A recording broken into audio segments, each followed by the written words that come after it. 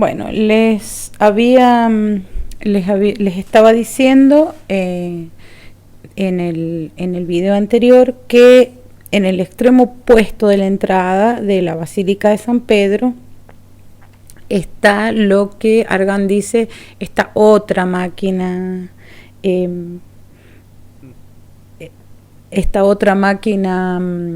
escenográfica, ¿no? Que es la Cátedra de San Pedro, que se las voy a mostrar ahora. Ahí tienen, esta es la Cátedra de San Pedro, que es, como verán ustedes, una masa.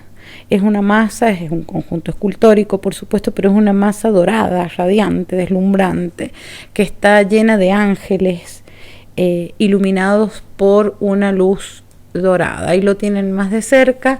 Están estos cuatro colosos, estos cuatro personajes de un tamaño imponente, y posteriormente hace estas nubes con ángeles alrededor de una ventana, de un vitral en el que se encuentra el Espíritu Santo, que continúa formalmente las líneas de metal doradas, que salen de allí como si ese fuera un rayo, como si fuese un estallido dorado, ¿no?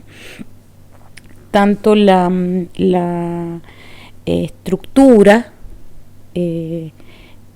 arquitectónica, ¿no? Y en perspectiva, como la escultórica, se va a convertir en una estructura lumínica, como ustedes ven allí. Todo es en general, esta es una obra espectacular. Es espectacular, es como una especie de estallido, con una cantidad de direcciones orientadas de forma radial. Y además tiene como distintos niveles. Fíjense esto de cerca para que vean ustedes el movimiento. Hay un movimiento ascendente y como una especie de estallido allí donde está la ventana, ¿no? Sin embargo, todos los personajes tienen este movimiento de paños en todas las direcciones, y sin embargo toda la obra inclusive esto que se ve como flotante, y nuevamente los símbolos papales, porque está hablando es la Cátedra de San Pedro, ¿no? Esto que está como flotando, igual no se ve como una cosa pesada que está allí, sino que contribuye al aspecto formal general de la obra, muy marcadamente o marcadamente equilibrada. Dinámica, equilibrada, abierta, en la que se continúa hacia el fondo, digamos, por la luz o la luz del fondo que ingresa y se dispersa en todas las direcciones, a pesar de que uno podría decir que tiene una estructura triangular. Pero vista desde este punto, uno puede ver el movimiento hacia el fondo y hacia adelante de las distintas partes que componen la obra, y en todas se ve como esa energía, ese movimiento enérgico, esa rapidez de los movimientos y ese instante ligero en el que se despliegan las obras de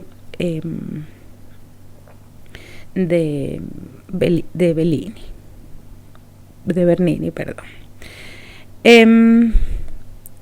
Recuerdan ustedes que yo les dije que él había analizado y de alguna manera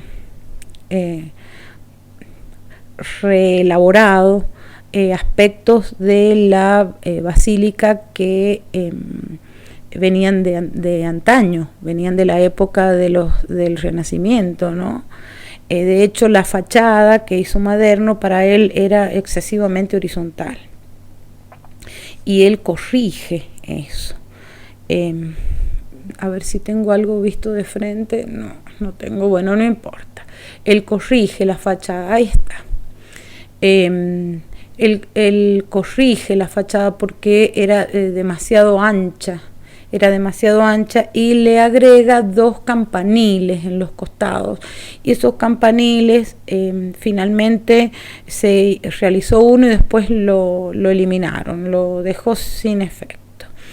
Lo que él pensaba era que la cúpula de Miguel Ángel quedaba como un fondo, quedaba muy atrás, y entonces no se ponderaba lo que había que ponderar allí, ¿no? Entonces él lo resuelve con una columnata, es decir, la iglesia termina acá, la basílica termina acá, y él lo arregla con una columnata. Fíjense la forma que tiene, que se abre hacia la iglesia,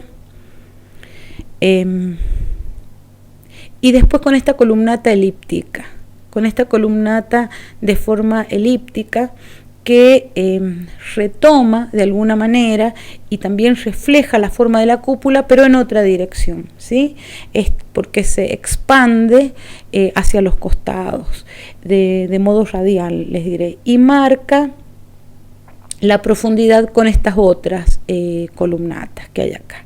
Entonces el pórtico de la basílica se va a transformar en una plaza, en una grandísima plaza, que es una especie de, ahí la tienen, es enorme, la plaza de San Pedro, que va, ahí tienen otras vistas, pero ahí se ve bien. Esta es la fachada de Maderno, y la iglesia terminaba acá, pero con estas columnatas y esta semejante plaza se abre la plaza hacia adelante, y lo que permite es que se articule con la ciudad, se articule con la ciudad. Me da risa a mí esta foto, porque estas cosas que están acá son los ómnibus de los turistas, ¿no?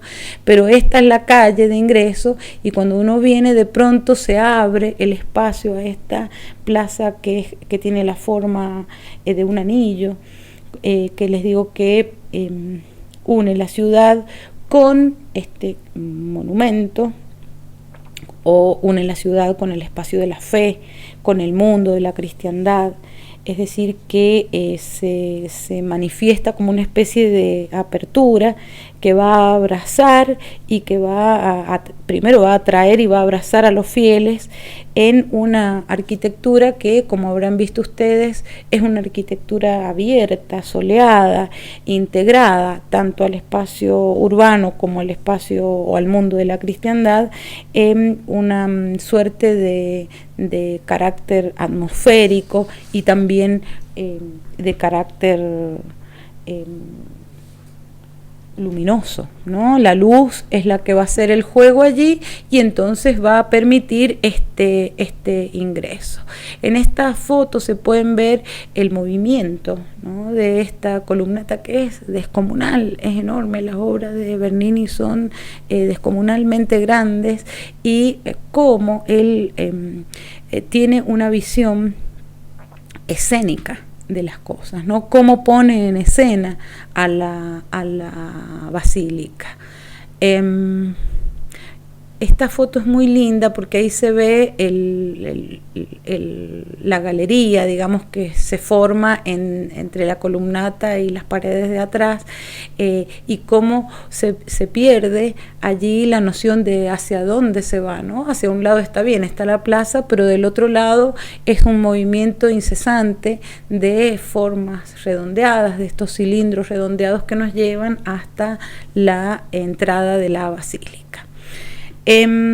Voy a mostrarles ahora otra obra, porque él tiene entre medio otros encargos. Esta obra no se encuentra en la Basílica de San Pedro, sino que es una obra que se llama El éxtasis de Santa Teresa, también tallada en mármol, en la que ustedes podrán ver todos los elementos que hemos venido hablando, cómo articula los espacios con las formas. Esta Santa Teresa, fíjense lo que es el marco de esto. Observen los pilares y las columnas, el movimiento que tienen, y él le agrega 2 balcones con distintos personajes, y ella ahí está en el momento de un éxtasis, ¿no? Fíjense, en esta imagen se ve bastante bien la liviandad de las nubes. Ustedes piensan que son unas cosas de piedra, estas son un mármol, una piedra durísima, pesadísima, y cómo él es capaz de dar esta sensación de levedad, donde se instala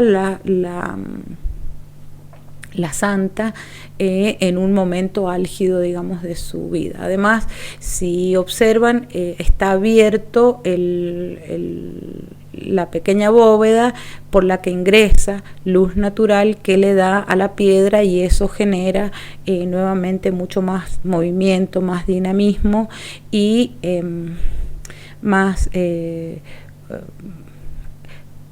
ligereza, les diré, al movimiento de las formas, porque se remarcan los claros y los oscuros en el movimiento incesante que tienen los paños, ¿no? Los paños estos que tienen una dirección como si viniera un viento, y los gestos que son de un nivel de expresividad increíble, ¿no? La forma en general es una forma muy exuberante de paños y de movimientos, ¿no? Pero cuando vemos las delicadezas a las que es capaz de llegar Bernini, la verdad es bastante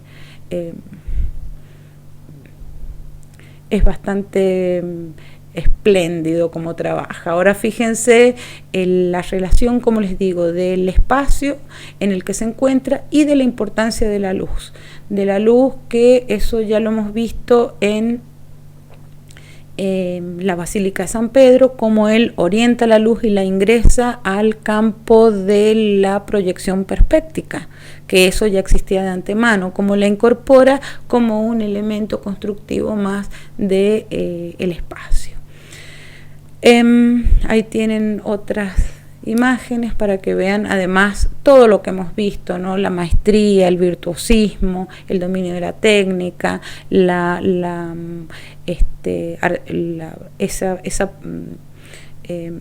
intento de mostrar artificialmente o de generar la sensación de lo real, aunque lo hace desde el artificio, o maniobras técnicas que nos dejan ver que esto no es la naturaleza, sino que es la mímesis misma. Bueno, ahí tienen 2 imágenes más para que vean esta obra.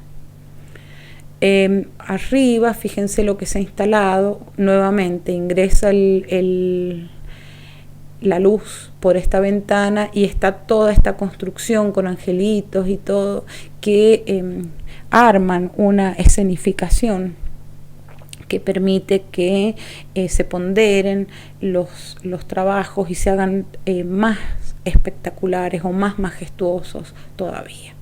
Voy a mostrarles ahora la Fuente de los Ríos, que se encuentra en la Piazza Navona. También es una obra de él. Y la fuente, ustedes recuerden que las fuentes son un tipo de construcción típica de la ornamental y también monumental en Roma. Esta sería el pedestal de un obelisco egipcio. Ese obelisco egipcio es una copia romana de un obelisco egipcio real. De alguna manera esta sería una obra alegórica que estaría insinuando que la historia se alza sobre la naturaleza. Y ahí tienen, para que la vean, está el tamaño del obelisco, ¿sí? El tamaño del obelisco y lo que pasa. Se llama la Fuente de los 4 ríos. Y la imagen inferior, esto que está acá, es una imagen de los 4 continentes.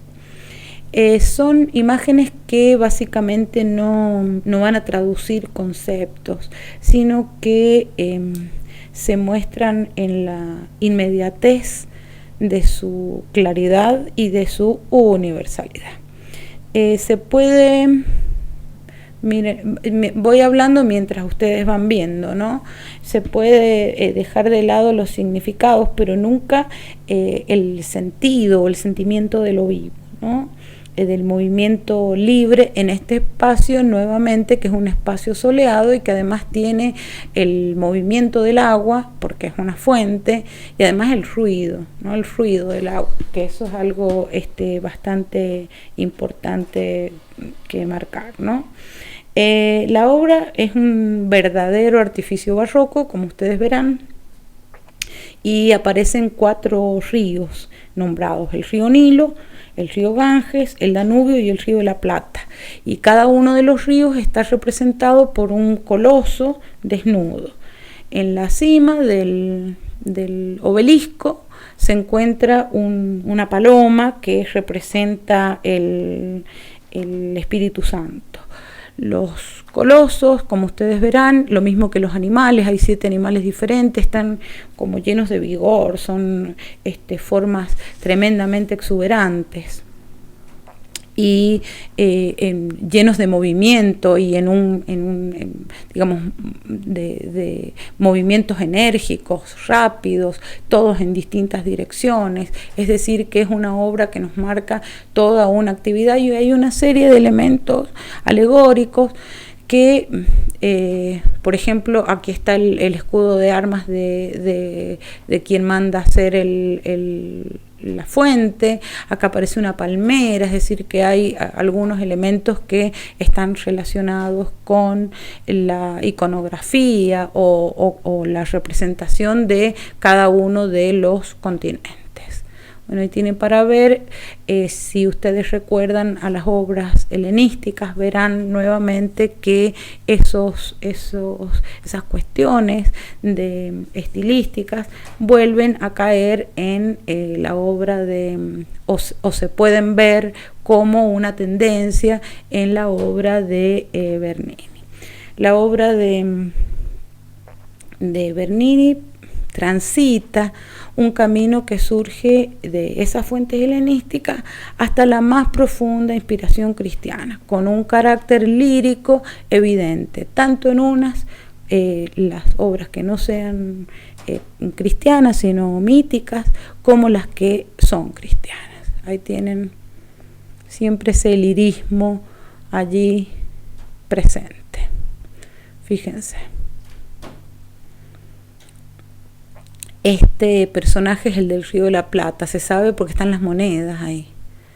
Ahora el estudio anatómico, la veracidad de esto, ¿no? La verosimilitud, la mímesis, es algo realmente atrapante, y nuevamente como deja el mármol a la vista, como para rompernos la idea de que esto es la naturaleza, y marcando así el artificio de lo que él hace con la piedra. Bueno, ahí tienen un montón de fotos para que vean qué interesante y cuántos puntos de vista tiene esto, es decir, todos estos tiempos que uno tiene que tomarse para poder acceder a asir de alguna manera a la obra en general. Fíjense los animales, estos son los animales africanos, ¿no? Relativos al río Nilo. La serpiente, el caballo. Es muy bella esta fuente. Y ahí está el escudo de armas.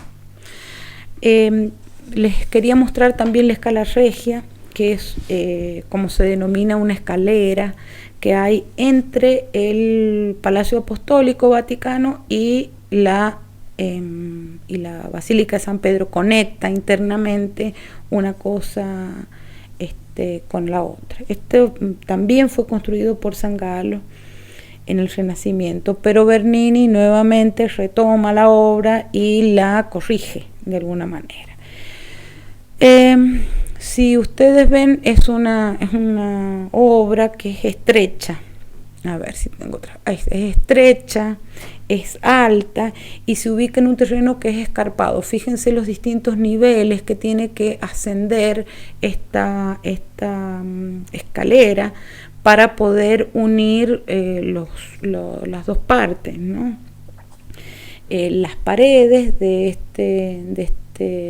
esta construcción son irregulares, como ustedes verán, y el piso obviamente también, porque tiene distintos niveles, ¿no? Como les decía, es escarpado. Por lo que por la forma, la irregularidad de las paredes, es que las columnas van disminuyendo de tamaño a medida que vamos avanzando. Fíjense lo que es esta construcción. Lo que quiere decir que como van perdiendo el tamaño, que se remarca como una especie de perspectiva, se fuerza la perspectiva y entonces funciona como un trampantojo también. El techo, como ustedes verán, es una bóveda de cañón corrido con casetones, típica de las construcciones romanas, como hemos visto ya en varias oportunidades a lo largo de esta historia. Y en la entrada está el escudo, que es el escudo de armas del Papa Alejandro VII. Tiene, además del escudo, los dos ángeles acá, y en el costado, en este costado, él ha construido una estatua ecuestre del emperador Constantino, que refleja el momento en que Constantino tiene la visión de la cruz como signo de triunfo de la iglesia, ¿no? O sea, recuerden eso, ya lo hemos visto también en algunas otras obras. Esta es una obra que enfrentó la dificultad del terreno, ¿sí? Como les dije, se abre en una suerte de trampa para el ojo, como un espacio ilusionista. Eso también ya se los he dicho. Lo magnífico de esto es que es un espacio práctico, es decir, que es un lugar que es como un pasillo con una escalera por donde se tiene que trasladar de un lado al otro. Y es un espacio estrecho, es práctico, es estrecho, y por esa estrechez necesita de la maestría de alguien para que logre articular los dos edificios y pueda resolver la estrechez con la practicidad y con lo escarpado, fundiendo, que es lo que hace él, en una especie de continuum espacial con este juego prospéctico que va a recurrir a la fantasía nuevamente y al ilusionismo. Entonces la Scala Regia es una obra rara, les diré, porque es una obra, es un paso entre un lugar y otro, y él logra resolverlo con sus talentos de una manera espléndida. Tiene otras obras, Bernini, en las que no me voy a detener en todas, pero se las quiero mostrar. Por ejemplo, el busto del rey Luis XIV, que tiene también todas las características que ya hemos mencionado, o también esta obra que es famosa, que es una obra maravillosa, que es el Éxtasis de la Beata Ludovica Albertoni, que tampoco está en el Vaticano, sino que se encuentra en otra iglesia, donde ustedes verán nuevamente el artificio que usa realista, de mímesis, de una sensación de un movimiento y de un gesto que transmite un gesto real de alguien, ¿no? Fíjense dónde se encuentra. En realidad esta es la tumba de la Beata. Está trabajado en dos piedras distintas, una es mármol blanco y la otra, que es una especie de carpeta o de alfombra, que tiene unos paños muy muy marcados, muy quebrados, que la sostienen. Ahí abajo es donde está el sarcófago de ella. Las los detalles del tratamiento. Ustedes verán los distintos tipos de tela, inclusive los encajes de la almohada con el peso del cuerpo de ella. Son tiene una mímesis realista tan excepcional, y a la vez destaca el que podamos observar, digamos, el artificio que es a donde él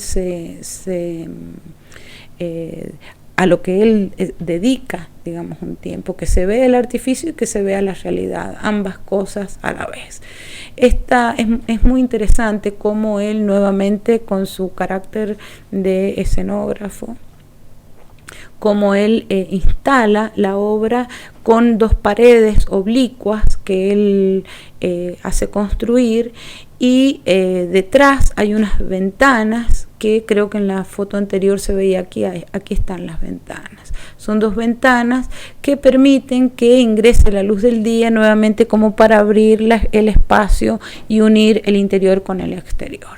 En la estructura del fondo ustedes verán que hay unas formas como estas, que son granadas, que están talladas y después doradas, y una serie de angelitos o de putis que sobresalen del fondo y que ingresan al espacio escénico en donde se halla la beata.